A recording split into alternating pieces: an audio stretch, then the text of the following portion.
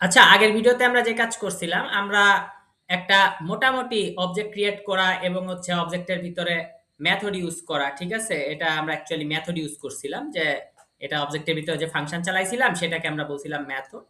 তো এখানে আমরা আর কি মেথড ইউজ করছিলাম। তো এখন আমরা আরেকটা কাজ করতে চাচ্ছি, এটা নতুন ভিডিওতে করব। নতুন ইসের মধ্যে করতে চাচ্ছি, ফাইলে। তাহলে আমি এখন লিখতেছি ক্লাস ক্লাস উইথ মেথড, কিন্তু ক্লাস উইথ মেথড এখানে একটু আমি আগের বারে বেসিক পড়াইছিলাম, এখানে হচ্ছে একটু মোর দেন বেসিক্স, ঠিক আছে? আহ, তাহলে একটু বেশি পড়াচ্ছি। তো তো আমি এটাকে বলতে পারি পার্ট টু, ঠিক আছে? পার্ট টু ডট পাই, তাহলে এটার পার্ট টু আসতেছে। তো এখন সেম জিনিস, আমাদের আগে ক্লাস নিয়েছিলাম মানুষ, তাহলে আমি এখানেও একটা ক্লাস নেই মানুষ, ঠিক আছে? তাহলে মানুষ একটা ক্লাস নেই। তো মানুষ ক্লাসে আমি কি করতেছি, আমি একটা ক্লাস ভ্যারিয়েবল নিচ্ছি নেম। তো নেম আমি লিখতেছি নোমান। তো এটা অ্যাকচুয়ালি কি, এই যে এই জিনিসটা যে আমি লিখছি ক্লাস ভ্যারিয়েবল। তো ক্লাস ভ্যারিয়েবল নিচ্ছি, সেই সাথে আমি মেথডও নিচ্ছি। তাহলে মেথড নিচ্ছি আহ, যে কন্ডিশন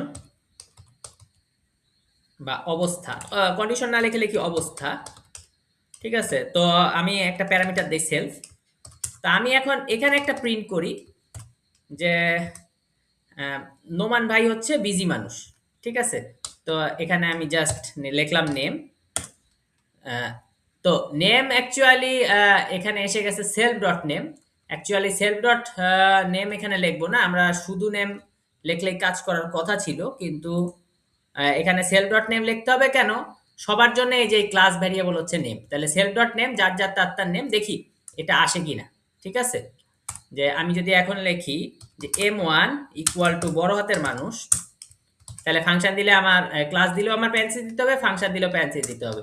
তাহলে আমি এটা ডিক্লেয়ার করার জন্য, তাহলে এটা হলো কি আমার অবজেক্ট ক্রিয়েট হয়ে গেল, m1 ইকুয়াল টু মানুষ প্যারেন্থেসিস, এখানে আমার কি হলো, নিউ অবজেক্ট ক্রিয়েটেড, নতুন একটা অবজেক্ট ক্রিয়েটেড হলো। তাহলে আমি এখন যদি লিখি m1 ডট অবস্থা, সো অবশ্যই ফাংশন দিলেও আমার প্যারেন্থেসিস দিতে হবে। তাহলে আমি ইউজ করলাম কি, ইউজিং মেথড, ঠিক আছে, অন অবজেক্ট। সো অবজেক্টে আমি এখন মেথড ইউজ করলাম। আমি এখানে আসি, আমি py লিখি ক্লাস উইথ মেথড,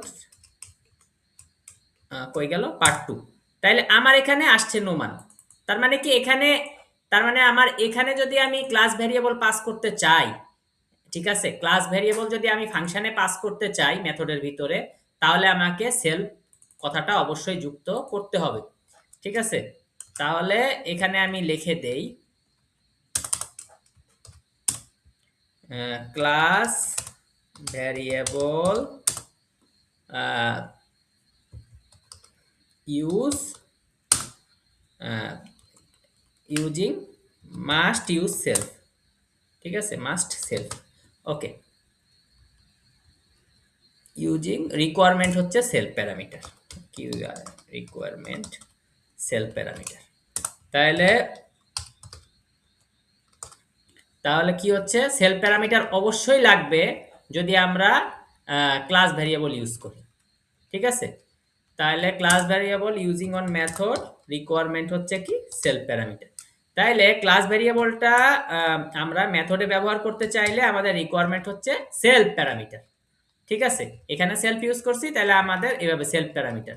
অর্থাৎ কিভাবে আমরা ইউজ করব, সেলফ ডট ক্লাস ভ্যারিয়েবল। তো আমরা এই কথাটা একটু আমাদের কঠিন লাগতে পারে যে ভাই তুমি বলতেছো সেলফ ডট ক্লাস ভ্যারিয়েবল, এটা তো কোথায় জানি শুনছি, ঠিক আছে?